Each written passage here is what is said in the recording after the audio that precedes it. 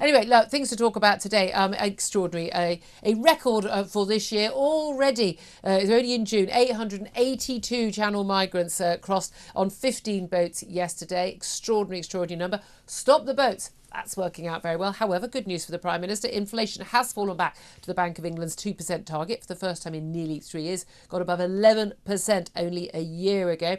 And we're also going to be talking about Maya Forstadt, who was on the show yesterday, leading women's rights campaigner. She's revealed that she was threatened with arrest, is now still being investigated by the Metropolitan Police many months later for tweeting simply that a trans-identifying GP, i.e. a man who lives as if he were a woman, enjoys intimately examining female patients without their consent because women can't consent because they don't know that he is actually a man.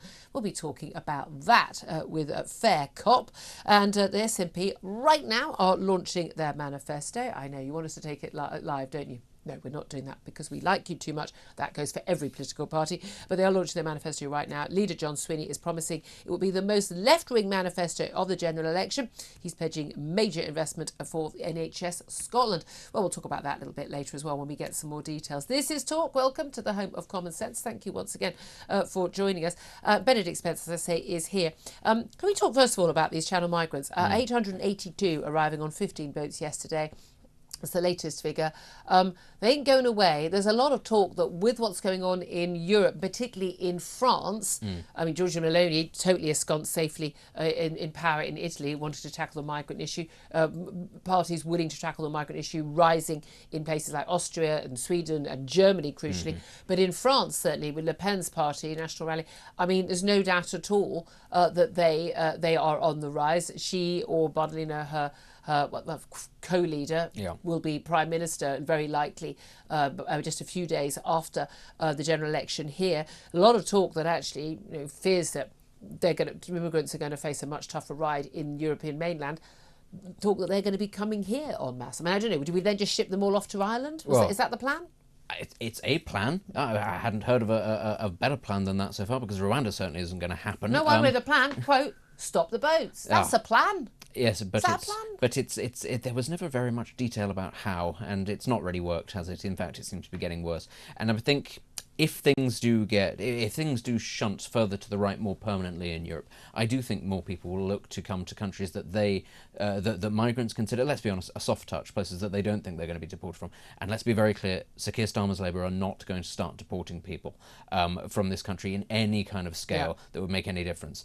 Your odds are probably a lot better here than they currently are in France, let alone what will happen in France afterwards. So yes, get ready for that. And again, I think that this is a failure on, let's be clear, the Conservative government's failure to tackle this issue with the Rwanda gimmick, because that's what it was. There was never the preparedness to say to people, look, you want this dealt with, it's going to be very expensive, it's going to involve nasty processing centres that the left will compare to concentration camps, because that's what they do, and they'll call us all fascists, and it'll involve taking people on planes that we have to pay for, you, the taxpayer, back to their home countries. And it might, I'm afraid, involve violations of international law, which is what most countries actually do when they deport people en masse. The Pakistani government had no qualms kicking out literally millions of Afghans over the course of this year. It has not, fallen apart. The United States has not sent in troops to take over the government because it's in breach of international law. Very often, governments weigh up the pros and cons, and they think we might get a fine, we might get some sort of financial impact, and it's probably less than letting in these Spain people. and Italy routinely do, just completely ignore European courts. And I'd say if you're going to completely ignore European courts or international courts, you should probably not be members of them. Would be my view. But this thing that's certainly going to be such a big issue. And again, now Nigel Farage and Reform UK, they keep saying, look, this is the issue of the election. The Tories want it to be about tax. Labour are saying it's about change. We talked about this yesterday. Lots of people calling like, what do you think the election is about? But it can be about all of those things at the same time. Of course, because and the NHS, of course. Well, because what can anybody pinpoint the one thing that the government has done particularly well? Not really. There are lots of things that they haven't done particularly well. So of course it is for many different things, and that is why you're seeing such a collapse of support for the Conservatives, because there is no one area where people go, oh yes, actually they've done a fantastic job, I'll stick with them for that. No, no. When you see a collapse of this size, it's because everything that could have gone wrong has gone wrong. We are expecting one of these new, these I can never know what they're called, MRP polls. There was a big one recently, the basic sort of wipeout for the Tories. The latest poll saying, things are very bad for the Tories, but this one is out at 5 p.m, I believe, on Sky.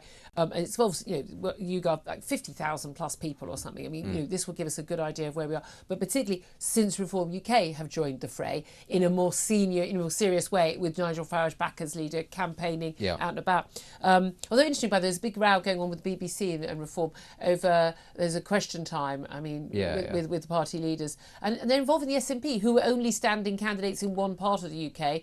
Reform UK, I think 620 candidates have got left after all the ones who supported the BNP or Nazis have been ousted. I mean, guys, come on. And Nigel Farage isn't going to be on that one, but they're going to have an extra one on Friday night. I mean, they keep having these debates on Friday night. I mean, I'm sorry, if you're watching a TV debate on a Friday night, seriously, people, you've got to get a life. You really do.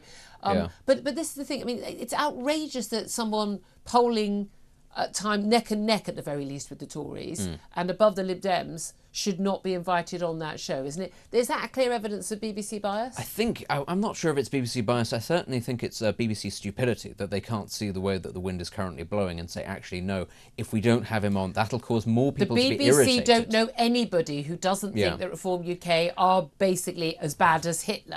That's what they all think. So, of course, locking Farage out of these debates, out of the sort of the main stage, only feeds into his own narrative, which is that they're all against us. And it worked fantastically well for Trump. Again, all of these, upstart sort of startup right-wing parties in Europe were all able to feed off the idea of the elite pushing down upon us.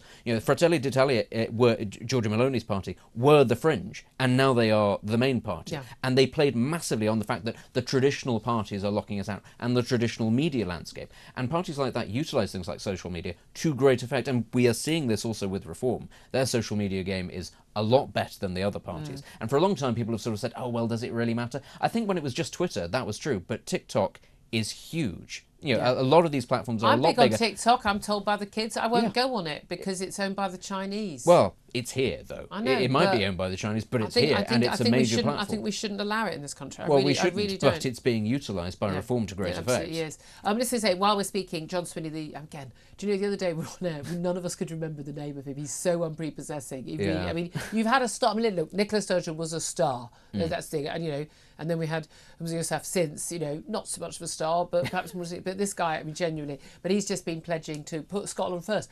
So I think that's a surprise breaking news from the SNP manifesto. We were going to talk about this with a political journalist in Scotland after he's finished speaking. But let us get back to what Tories are claiming are Labour's secret tax plans.